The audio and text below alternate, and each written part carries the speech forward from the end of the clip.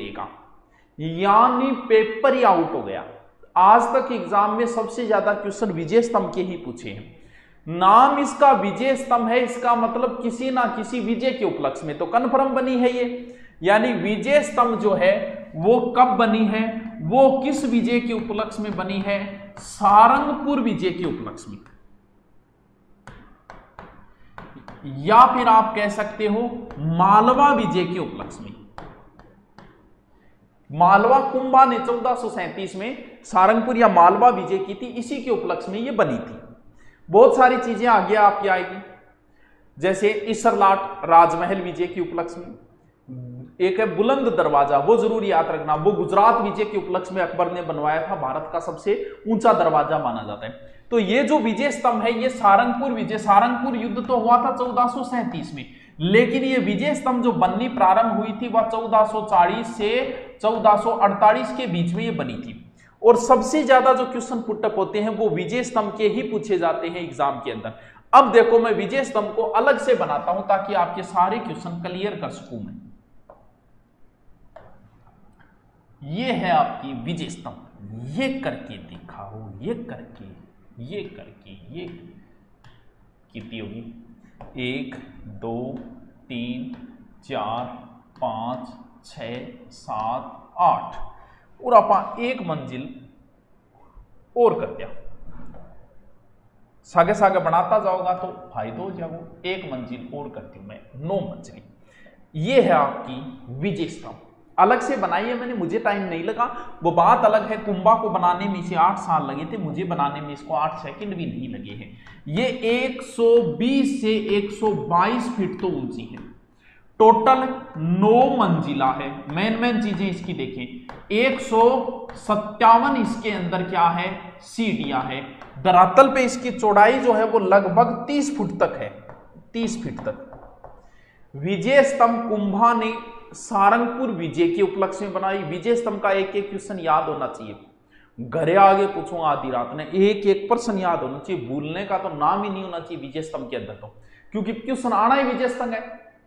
विजय स्तंभ कुंभा ने बनाई सारंगपुर विजय के अंदर से 1440 से 48 के मध्य, 120 फीट ऊंची है, 9 मंजिला है, 157 इसके अंदर सीढ़ियां है। अब इसकी कुछ और बातें हो रही हैं। कुंभा किसका भगत था, अगर एग्जाम में पूछ ले, कुंभा विष्णु का भगत था, तो जब भी कुंभा कुछ बनाता था उसके आगे विष्णु की मूर्ति लगा देता था, इसीलिए इसका दूसरा नाम क्या है, विष्णु ध्वज भी है। इसका दूसरा नाम क्या है, विष्णु ध्वज। अब देखो इसका और क्या कुछ, पहली मंजिल, अब इतनी मूर्तियां हैं भाई साहब, हमारे हिंदू धर्म के सब देवी देवताओं की मूर्तियां, इसलिए मूर्तियों का अजायब घर कहा जाता है। पहली, दूसरी, तीसरी, कहते हैं कि तीसरी मंजिल पर 9 बार अल्लाह लिखा है, 9 बार अल्लाह लिखा है। 8वीं मंजिल पर कहते हैं कि कोई मूर्ति नहीं है। और सबसे ऊपर कीर्ति का बखान जब होता है तो आदमी ऊपर चला जाता है, यानी सबसे ऊपर 9वीं मंजिल पर क्या लिखी गई है, इसके ऊपर है कीर्ति स्तंभ प्रशस्ति।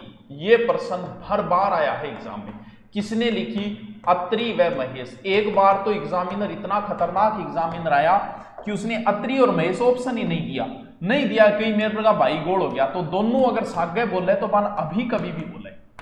मेवाड़ी भाषा के अंदर ये लिखी गई है। ये तो है विजय स्तंभ की नॉर्मल बातें, ऊपरी बातें जो कि प्रमोट होने वाले बच्चे को भी पता है। लेकिन आप तो हाई लेवल की तैयारी कर रहे हो, एसआई जैसी एग्जाम की तैयारी कर रहे हो, तो आपके लेवल की बात नहीं है ये, तो आपके लेवल से बहुत नीचे है। विजय स्तंभ कुंभा ने बनवाई, सारंगपुर विजय के उपलक्ष्य में बनाई। विजय स्तंभ 9 मंजिला, 990 यानी 990, 9वीं मंजिल, यानी इसमें टोटल कुंभा कितना रुपया लगा, 90 लाख, यानी 90 लाख आज गए कोई 8 10 15 20 30 करोड़ के बराबर होता हो गया। बी टाइम का 90 लाख, यानी उस समय 5 रुपया में ब्याह हो जाता, 5 रुपया में ब्याह हो जाता तो 90 लाख रुपया कितना होता हो गया, ओहो 90 लाख। 9 मंजिला, 90 लाख, 9वीं मंजिल पर केली केड़ी है, अत्रि उमेश द्वारा कीर्ति स्तंभ। तीसरी मंजिल पर फिर 9 बार अल्लाह, यानी 9 ही 9 को आंकड़ो आ रही है। और 8वीं मंजिल पर इस पर कोई मूर्ति नहीं है। अब इसकी कुछ एक्स्ट्रा बातें हम करते हैं। देखिए क्या क्या एक्स्ट्रा बातें। ये देखो विजय स्तंभ एक 100 है, देखो यो की है एक 100 बन रही है, 1 को नहीं हो तो विजय स्तंभ पर 1 रुपये की डाक टिकट जारी हुई। कितने रुपये की? 1 रुपये की। कब? 1949। विजय स्तंभ फर्स्ट इमारत थी जिस पर डाक टिकट जारी हुई 1 रुपये की। जब आप राजस्थान पुलिस में लगोगे तो आपके यहां भी विजय स्तंभ होगा। माध्यमिक शिक्षा बोर्ड की जब भी कोई बुक लाओगे उसके ऊपर ठप्पा लगा मिलेगा किसका? विजय स्तंभ का। यानी विजय स्तंभ जो है वो आपके राजस्थान पुलिस प्लस माध्यमिक शिक्षा बोर्ड का क्या है? प्रतीक चिन्ह है। अब इसके उपनाम बहुत है। हाँ, 1 रुपये की डाक टिकट जारी हुई, एक उपनाम बहुत है। चल नहीं रहा है तो अपडेट कर लो, आज अपडेट आया नया इसलिए हो सकता है समस्या आ गई होगी। अब इसके उपनाम याद रखने जरूरी है। जैसे टोड आया, आके बोला कुतुब मीनार से भी श्रेष्ठ है। टोड बोलो भाई जी जोरगी है रहा तो कुतुब मीनार भी श्रेष्ठ है। कौन कहो? टोड कहो। टोड बोलो रहा कितनी सुनिए, कुतुब मीनार भी सुनिए। फिर आयो फर्ग्यूसन बोलो ले मैं रोम जा गया। रोम के टार्जन के समान बताया किसने? फर्ग्यूसन। यही प्रश्न ज्यादा पूछी जाए। हिंदू देवी देवता की इतनी मूर्तियां हैं इसके अंदर। हिंदू देवी देवता की मूर्ति होने के कारण इनके बोले हिंदू प्रतिमा शास्त्र की अनुपम निधि। शास्त्र की अनुपम निधि, अनुपम रट लियो। हर गाइड में कौन मिलेगा? एक जगह आरपी व्यास कही बात। एक तो बोलो संगीत की भव्य चित्रशाला, लो कर लो बात। संगीत ही जोड़ दियो इनको। संगीत की भव्य चित्रशाला कौन कहो? आ बात कहो डॉक्टर सीमा राठौड़ आ बात कही। बोलो पुराना देवी देवताओं को खजानो है, आ बात कौन कही? ओझा जी कही। सुनो थे देखो थे कितनी बातें कही दी इनके बारे में। यानी ओझा जी के कहो, ओझा जी कहो इनके बारे में पौराणिक देवताओं अमूल्य कोश कौन कही आ बात? ओझा। गोपीनाथ शर्मा बोले लोक जीवन को रंगमंच ले गुरुजी इतनी में तो गठी पढ़ी को नहीं। अरे अब पढ़ ले तो लोक गीत का रंगमंच, लोक गीत नहीं लोक जीवन का रंग मंच कौन कही? आ बात कही है कौन? गोपीनाथ शर्मा कही। और विष्णु ध्वज कौन कहो? उपेंद्र नाथ। कौन? विष्णु ध्वज कौन कहो? उपेंद्र नाथ। ओरे याद हो जैसी गिर बेटी का बापू। कभी कभी इतने चोरों आ जाते हैं कि हालात लोग दूर हो जाते हैं। हे भगवान भाई करम के करा। अफगानिस्तान के बारे में बोलो कुछ गुरु। तू एक बात बता, मैं जब अफगानिस्तान के बारे में बोलूंगा तो सरकार आ जाएगी कि नहीं? अरे मैं कौन बोलूंगा यार अफगानिस्तान के बारे में? तू बता। माड़ी हालत है भाई, बहुत माड़ी हालत है। जब धर्म हावी होता है तो इंसानियत गिर जाती है। आज ये हालत है अफगानिस्तान की कि लोग आज तक के इतिहास में कभी नहीं हुआ कि उड़ती एरोप्लेन के लोग लमूट गया। ये सिर्फ अफगानिस्तान में हुआ है। और अब प्लेन के लमूटेड़ा कितनी देर रहेगा? ऊपर पड़े। यानी जहां धर्म हावी हो जाता है वहां इंसानियत गिर जाती है। सबसे पहला खतरा आप देखो, जितने भी वीडियो आ रही है उसमें सब पुरुष ही पुरुष भाग रहे हैं। महिलाएं कहां गई? बहुत बुरी स्थिति है ऐसी। भगवान ऐसी स्थिति किसी देश को न दिखाए और ऊपर वाला बचाए उन लोगों को। बहुत बुरी हालत है, सब पर कब्जा हो चुका है। मेरे तो एक चीज समझ में नहीं आई कि वहां की आर्मी जो थी वो मात्र 90,000 लोगों के आगे समर्पण कर दिया। पता नहीं क्या स्थिति, क्या कमजोरी। आर्मी के पास आधुनिक हथियार होते हैं फिर भी पता नहीं क्या हुआ। वरना हमारी वाली को आर्मी को बोलते तो अब भी अगर बात बने तो अब भी जाके अफगानिस्तान मिलाना पड़ेगा। शर्त ये है तो आर्मी जिस देश की मजबूत होगी उस देश में ना गृह युद्ध हो सकते हैं कभी और ना ही कोई संगठन उस पर कब्जा कर सकता है। लेकिन वहां की आर्मी ने पता नहीं मात्र थोड़े लोगों के आगे समर्पण कर दिया। आर्मी के पास आधुनिक हथियार होते हैं, सारी चीजें थी, फिर भी पता नहीं क्या हुआ। जो भी हुआ, हो सकता है आर्मी अधिकारियों से संपर्क कर लिया होगा। चलो जो भी, हमें पूरी राजनीति का नहीं पता, लेकिन बहुत बुरा हो रहा है वहां के लोगों के साथ। हाँ जी, हाँ नीम का थाना हो गया होगी सारनी फ्लाइट। हाँ सर जी, मेरे 28 सितंबर एग्रीकल्चर सुपरवाइजर एग्जाम है, 19 सितंबर गुरुकुल में पढ़ने आऊंगा, दूसरे एग्जाम की तैयारी करने। कोई नहीं, आज ही तो मारो प्रणाम स्वीकार करो, कर लियांगा। बीमा बैंकिंग को मूर्ति निकालो, निकाला ना यार, तो पढ़ने टेप मिले तो निकाला यार, मेहनत करनी पड़े, समझे कर तुम। देखो टापरो दोबारा आओ,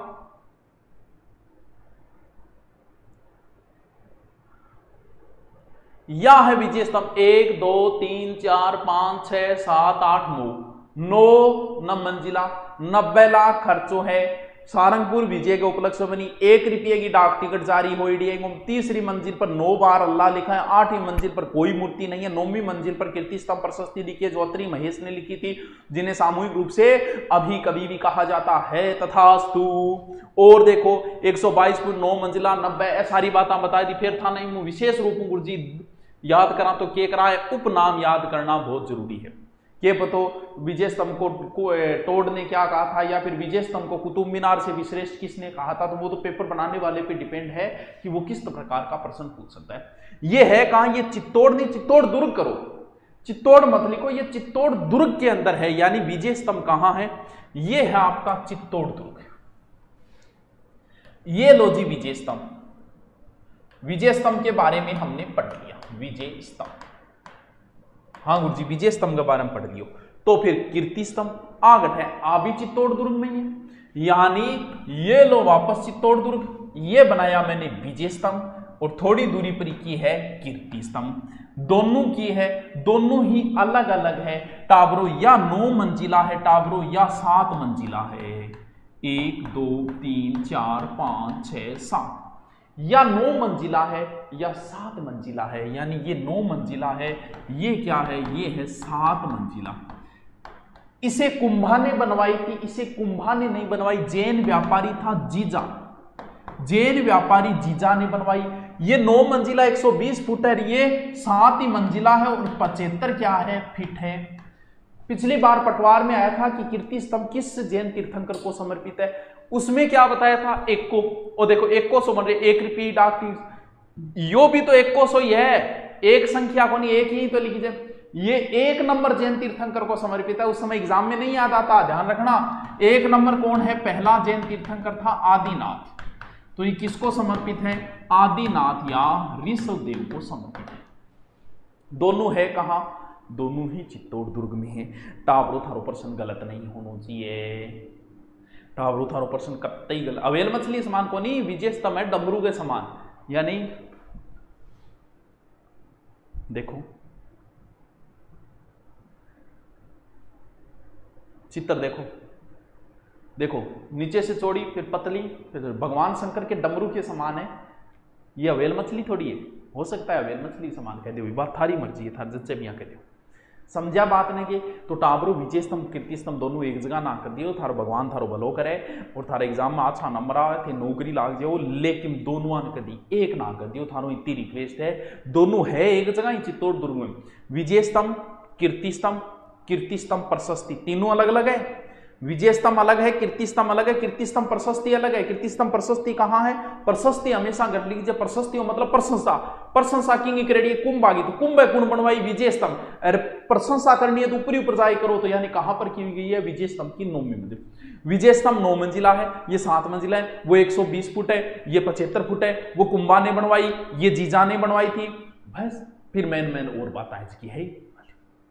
तो विजय स्तंभ कीर्ति स्तंभ दोनों टावरो अलग अलग है, दोनों थारो भगवान भलो करे। ओहो ईसर लाट, क्या बात है, ईसर लाट, वाह जी वाह, नाम क्या पढ़ेड़ो है, नाम इया पढ़ गयो टावरो।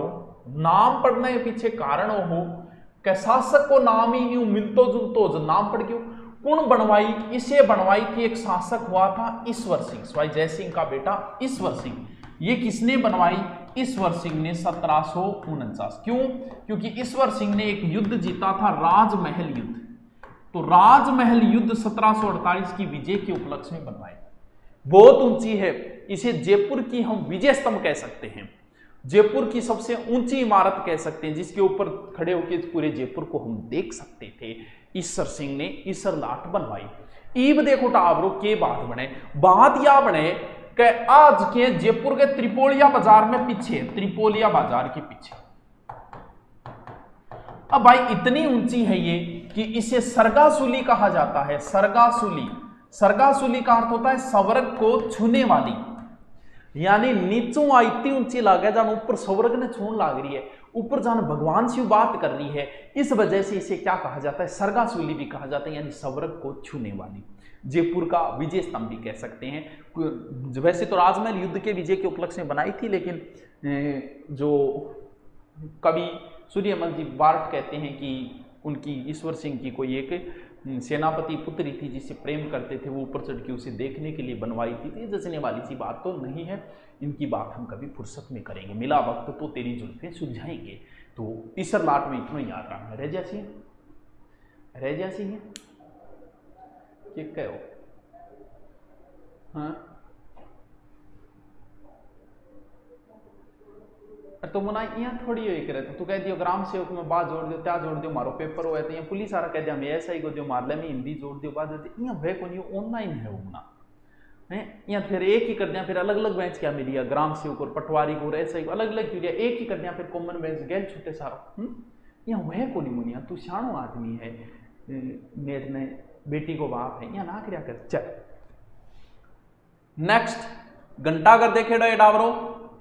अरे घंटाघर देखे डे बीकानेर में है। बीकानेर के शासक किसने बनवाया था, राय सिंह ने बनवाया था। 1589-94 किसने बनवाया था, राय सिंह ने बनवाया था। गौरी के बारे में कोई प्रश्न को नहीं बनाया, बस देख लियो घंटाघर का दर्शन कर लियो। फिर है शाही घंटाघर। ओहो शाही खून है हम, शाही घंटाघर यो तो जोर को यार ठाडो है। शाही घंटाघर तो देखो गठे धौलपुर है। निर्माण कौन करवायो, इसका निर्माण करवाया था निहाल सिंह ने। तो निहाल सिंह के कारण इनके बोले निहाल टावर, बोले निहाल टावर। ये जो है ना ये भारत का ही सब ऊंचा टावर है। और रात तेरी ठाडो रहे कई करे करे नहीं जागे बड़ा ताजमहल गए, यहाँ फोटो लेगा, यहाँ फोटो लेगा, ताजमहल खरीद यहाँ फोटो लेगा भी, अब यहाँ फोटो ले लिया। फिर और तो क्या बहुत ऊंची है, यहाँ करें को नहीं है। ये भारत की सबसे ऊंचा माना जाता है, भारत का एक तरीके से ऊंचा टावर या सबसे बड़ा घंटाघर। बड़ा घंटाघर, बड़ा घंटाघर कितो ऊंचो है, टावरो 150 फीट ऊंचो है। विजय स्तंभ तो 122 ही है, 150 फुट है। देखेड़ो है कि मेरे को देखेड़ो मना है, मेरे को देखेड़ो, तेरे देखेड़ो तो बहुत ही बढ़िया बात है।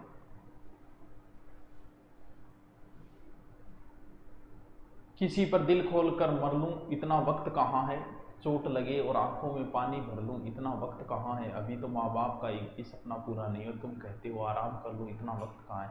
वाह यार सुनील सेनी, शायरी तो तेरी शानदार है यार। तन कम से कम नोबेल पुरस्कार तो मिलना ही मिलना चाहिए। चलो भारत रत्न नहीं तो नोबेल तो मिलना ही मिलना चाहिए, क्योंकि भारत में तो इस कमी को नहीं, नोबेल में उसके बाद बेरो ने वेतन दे भी देखिए। चलो आगे चलो।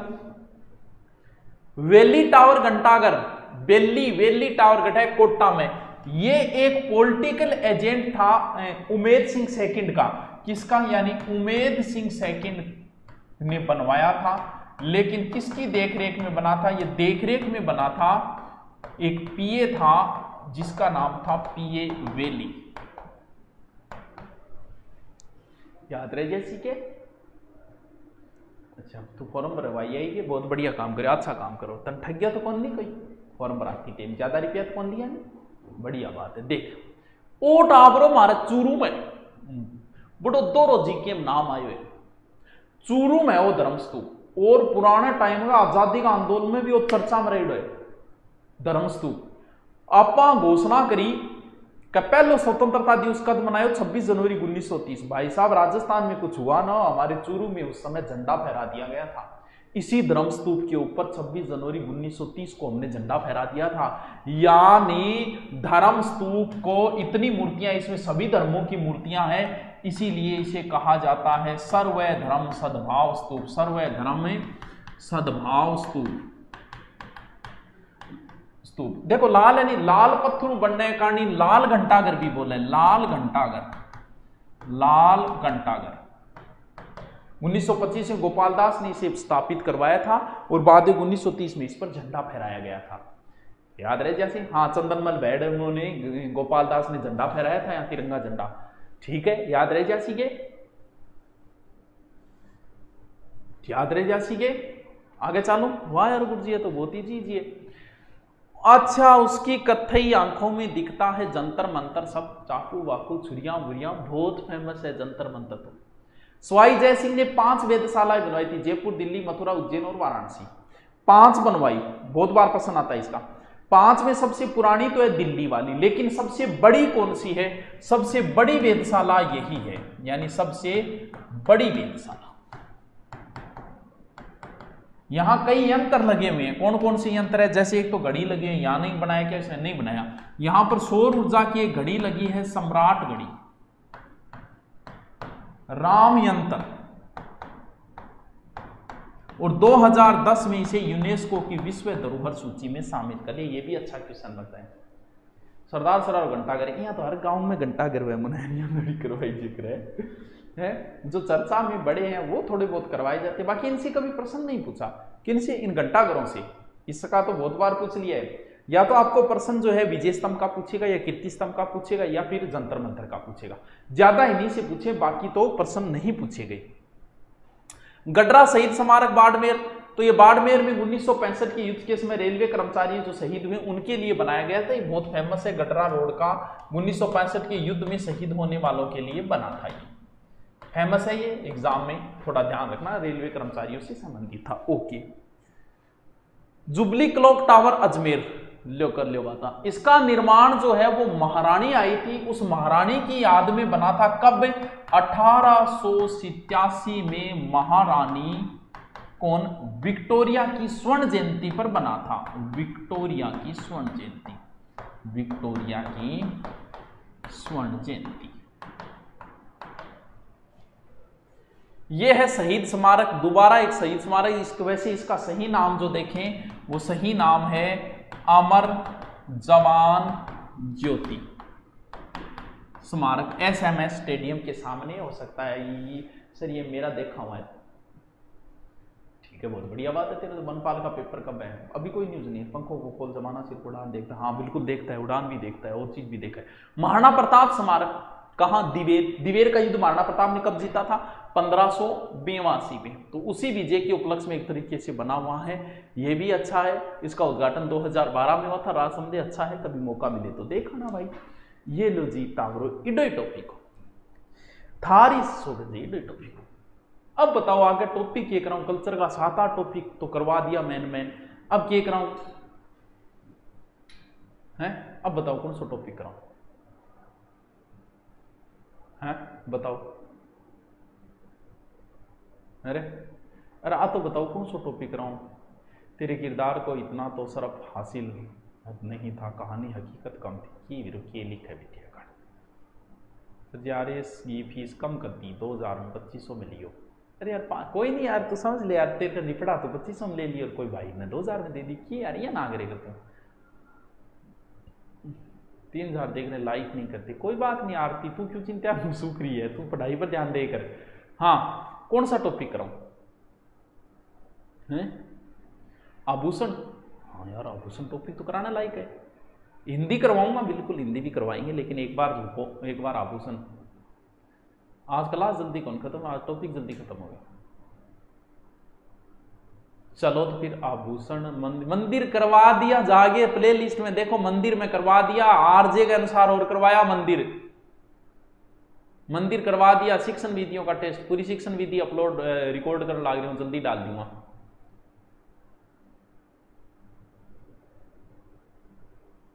सर महाराणा प्रताप चित्तौड़गढ़ नहीं आए थे क्या? अरे तो शुरू में तो चित्तौड़गढ़ पे शासन ही किया था उदय सिंह ने। भाई उदय सिंह ने चित्तौड़ पर शासन किया था कब? 1567-68। 1567-68 के अंदर चित्तौड़ छोड़ा था। किसने? उदय सिंह ने। उसमें महाराणा प्रताप की उम्र क्या है? महाराणा प्रताप का जन्म 1540 है, तो उस समय वो कितने साल के हो गए? 26-27 साल के हो गए क्या?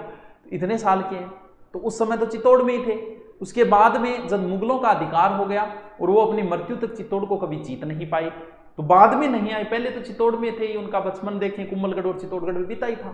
तो थोड़ा सा कंसेप्ट देखा करो।